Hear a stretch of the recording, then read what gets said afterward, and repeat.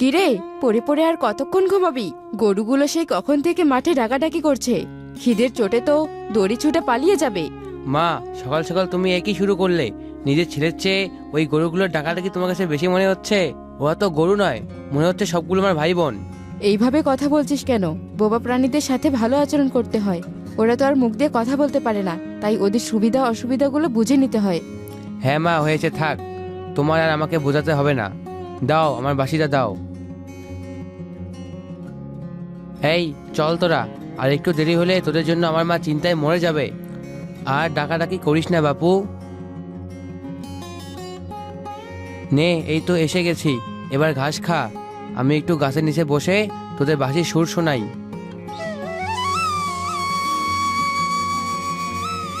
আরে, এত সুন্দর বাঁশি কে বাজাচ্ছে? মনে হচ্ছে ওই জঙ্গলের ভেতর থেকে আওয়াজটা আসছে। যাই, একটু দেখি গিয়ে। আরে আরে, কে আপনি? আর এখানে কিভাবে এলেন? আপনাকে তো এই গ্রামে আগে কখনো দেখেছি বলে মনে হচ্ছে না। আমি এই গ্রামের কেউ না, তাই আপনি আমাকে চিনবেন না। আমি একজন পরী, আকাশ দিয়ে উড়ে যাচ্ছিলাম, আর হঠাৎ করেই এমন মধুর বাঁশির সুর শুনে এখানে ছুটে এসেছি। এর আগে আমি এত সুন্দর বাঁশির সুর আর কোথাও শুনিনি। এইভাবে বলে আমাকে আর লজ্জা দিও না। তুমি কি আমার বন্ধু হবে? তোমার বাঁশির সুর আমার ভীষণ ভালো লেগেছে। তুমি যদি আমার বন্ধু হও, তাহলে আমি প্রতিদিন আসবো তোমার বাঁশির সুর শোনার জন্য। ঠিক আছে, এসো, আমার কোনো আপত্তি নেই। তোমাকে যদি আমার বাঁশির সুর শুনিয়ে আনন্দ দিতে পারি তাহলে আমার অনেক ভালো লাগবে। ঠিক আছে, তাহলে আজকে আমি আসি, কালকে আবার আসবো। আজকাল তো তোকে আর ডাকতেই হয় না। আমি ওঠার আগেই দেখছি গরু নিয়ে মাঠে চলে যাস। কি হয়েছে তোর? কিচ্ছু হয়নি মা, তুমি বলেছিলে বোবা প্রাণীদের ভালোবেসে লালন পালন করতে হয়, আমি সেটাই করছি। ঠিক আছে, যা তবে।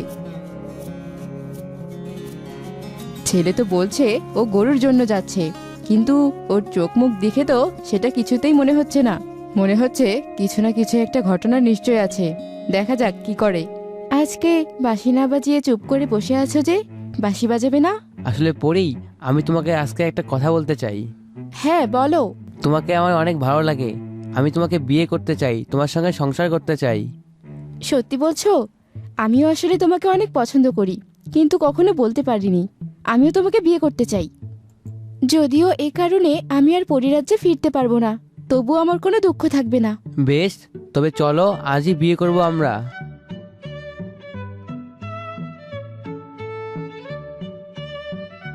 বুড়িমা, আমার বউ কেমন আছে? আমার বাচ্চা কেমন আছে? তুই কোনো চিন্তা করিস না, দুজনেই ভালো আছে। এই নে, তোর ছেলে হয়েছে। খুব মিষ্টি বাচ্চাটা দেখতে, কিন্তু একটা কথা, তোর বউ তো কোনো সাধারণ মানুষ নয়। তুই কি সেটা জানিস? হ্যাঁ, সে আমি জানি, কিন্তু তুমি কিভাবে জানলে? তোমার তো জানার কথা নয়। ওর ডানা জোড়া বেরিয়ে গিয়েছিল। দয়া করে তুমি এই কথা অন্য কাউকে বলো না, তাহলে যে ওর অনেক বড় ক্ষতি হয়ে যাবে। না না, আমি কাউকে বলবো না, তুইও নিয়ে চিন্তা করিস না। ঠিক আছে, আমি তবে এখন আসি। আমি খুব খুশি হয়েছি, আমাদের চোখের মনি হয়ে থাকবে ও। ওর নাম দিলাম নয়ন। ঠিক আছে মা। জানিস তো, রাখালের বউ নাকি একটা পরী। হ্যাঁ, আমি তো তাই শুনলাম। সেই পরীর নাকি আবার ছেলে সন্তান হয়েছে। কি কপাল ওই রাখালটা, দেখেছিস? একটা পরীর সঙ্গে সংসার করে। কে বলছিস তোরা? আমার গ্রামে এত কিছু ঘটে গিয়েছে আর আমি কিচ্ছু জানি না? সে তো প্রথমে কেউ জানতো না, ওর ছেলে হওয়ার পর থেকে আস্তে আস্তে গ্রামের লোকজন জানতে পারছে। এই সুযোগ কিছুতেই নষ্ট করা যাবে না। যে করেই হোক ওই পরীকে আমাকে আটকাতে হবে। ওই পরীকে আটকাতে পারলে আমি এই পৃথিবীর সবচেয়ে বড় তান্ত্রিক হয়ে যাব। চল এখনই। তান্ত্রিক বাবা, আপনি আমার বাড়িতে? আমি তো আপনাকে ডাকিনি। মা, ওই তান্ত্রিকের ভাব আমার একদমই ভালো লাগছে না। আপনি আমার ছেলেকে নিয়ে চলে যান। তান্ত্রিক চলে গেলে পরে আমরা আবার আসবো। বেশি দেরি করবেন না মা, তাড়াতাড়ি যান। ঠিক আছে, আমি নয়নকে নিয়ে যাচ্ছি, তবে তোমরা সাবধানে থেকো। হ্যাঁ, তুই ঠিকই বলেছিস। তুই আমাকে ডাকিসনি, আর কখনো ডাকবিও না, কারণ আমি জানি তুই কখনো তোর বাসায় আমাকে আসতে দিবি না। তোর বউকে ডাক, আমি তার সঙ্গে কথা বলতে চাই। আমার বউকে দিয়ে কি হবে? তাকে কি দরকার আমাকে বলুন। ডাকবি নাকি ঘর থেকে বের করে নিয়ে আসবো? একদম আমার ঘরের দিকে পা বাড়াবেন না। দাঁড়িয়ে দেখছিস কি? মার ওকে, নাহলে ও আমার পথের বাধা হয়ে দাঁড়াবে। আহ ও আহ ছেড়ে দাও আমাকে। আহ ছেড়ে দিন আমার স্বামীকে, ছেড়ে দিন। ওকে এইভাবে মারছেন কেন? পরি, তুমি এদিকে এসো না, এসো না এদিকে, তুমি উড়ে চলে যাও। না, তোমাকে ছাড়া আমি কোথাও যাব না। ওই শয়তান তান্ত্রিক তোমার কিচ্ছু করতে পারবে না। এতদিনে আমার আশা পূরণ হলো, এবার শুধু আমার মহা শক্তিশালী তান্ত্রিক হওয়া বাকি। খুব তাড়াতাড়ি আমি সেটা হয়ে যাব। এবার আমি এই বাচ্চাকে নিয়ে কোথায় যাব, কি করব, কিছুই তো বুঝতে পারছি না। আপনি এই বাচ্চাকে নিয়ে এভাবে ঘুরছেন কেন? কি হয়েছে? কিছু লোক আমার ছেলে আর আমার বৌমাকে মেরে ফেলেছে। নাতিটাকে নিয়ে আমি পালিয়ে এসেছি। আমাকে পেয়ে গেলে আমাকে ওরা মেরে ফেলবে। আমি এখন এই বাচ্চাটাকে নিয়ে কোথায় যাব কিচ্ছু বুঝতে পারছি না। আমাদের রাজ্যের রাজা অনেক ভালো মানুষ, তিনি কাউকে কষ্ট পেতে দেন না। তার কাছে গেলে আপনি নিশ্চয়ই সাহায্য পাবেন। আপনি আমার সঙ্গে চলুন, আমি রাজামশাইয়ের সঙ্গে আপনার কথা বলে দিচ্ছি। এ পরি, তুই তো সব জাদু শক্তি আমাকে দিয়ে দে, তাহলে আমি তোকে মুক্ত করে দেব। না, কখনোই দিব না। তুই আমার স্বামীকে মেরে ফেলেছিস। আমি কখনোই আমার জাদু শক্তি তোকে দিব না। যদি তুই আমার কাছ থেকে ভালোভাবে আমার জাদু শক্তি চাইতি, তাহলে আমি অবশ্যই দিয়ে দিতাম। কিন্তু তুই আমার স্বামীকে মেরে ফেলেছিস, আর তাই এখন আমি তোকে কিচ্ছু দিব না। তাহলে থাক তো এখানে বন্দি হয়ে। তান্ত্রিক বাবা, আপনি তো পরীর থেকে জোর করে শক্তি নিতে পারেন বা ওকে মেরেও ফেলতে পারেন। যদি সেটাই করা যেত তাহলে আমি এত কষ্ট করতাম না। পরীদের শক্তি জোর করে নেওয়া যায় না, আর ওকে মারলে আমার সব শেষ হয়ে যাবে। তাই যতদিন লাগুক আমাকে অপেক্ষা করতেই হবে।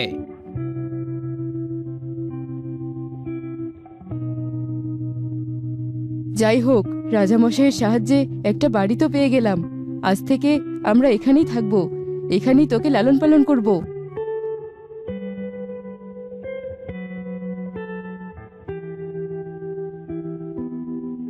কিরে নয়ন, একা একা বসে কি ভাবছিস? দাদি, আমি তো বড় হয়েছি, এখন তুমি আমাকে বলো আমার বাবা মা কোথায়?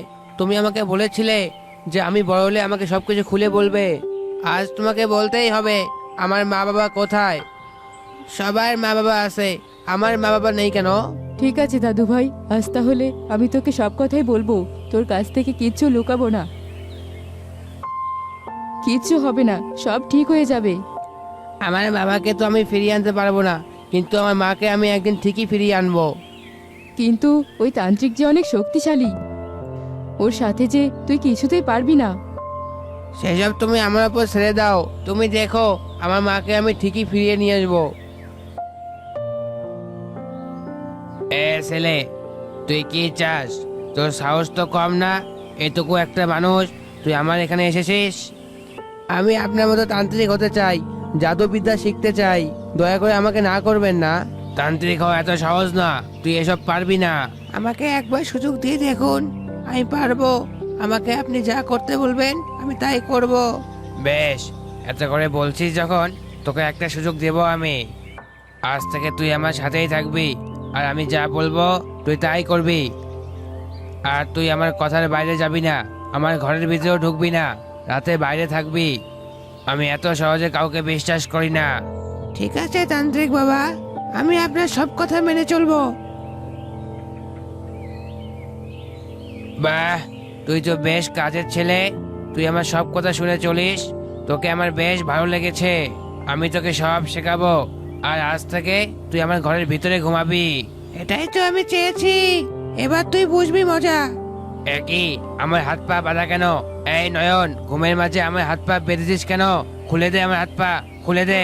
তোকে আমি বিশ্বাস করেছিলাম, আর তুই আমার সঙ্গে এমনটা করলি। তুই আমার মাকে ছেড়ে না দিলে আমিও তোকে ছাড়বো না। কে তোর মা?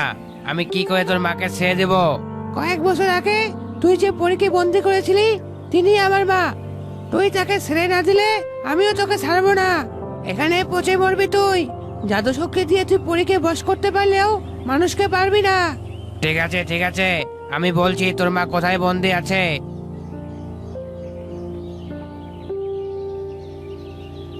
তোর মাকে যে তুই পেয়ে গেছিস, এবার আমাকে ছেড়ে দে। কে তুমি ছেলে? আমার জীবন রক্ষা করলে, জলদি পালাও এখান থেকে। মা, আমি তোমার ছেলে। এই শয়তান তান্ত্রিকের থেকে তোমাকে মুক্ত করতে এসেছি। নয়ন, বাবা আমার কাছে আয়। আর আমি ওই শয়তান তান্ত্রিককে কখনোই ছাড়বো না। আমার সামনে আমার স্বামীকে মেরে ফেলেছে, আমার সুখের সংসারটাকে জ্বালিয়ে পুড়িয়ে ছাই করে দিয়েছে। আমাকে বছরের পর বছর বন্দি করে রেখেছে এখানেই। শয়তান তান্ত্রিক, এবার তুই বুঝবি মজা। ছেড়ে দাও আমাকে, ছেড়ে দাও।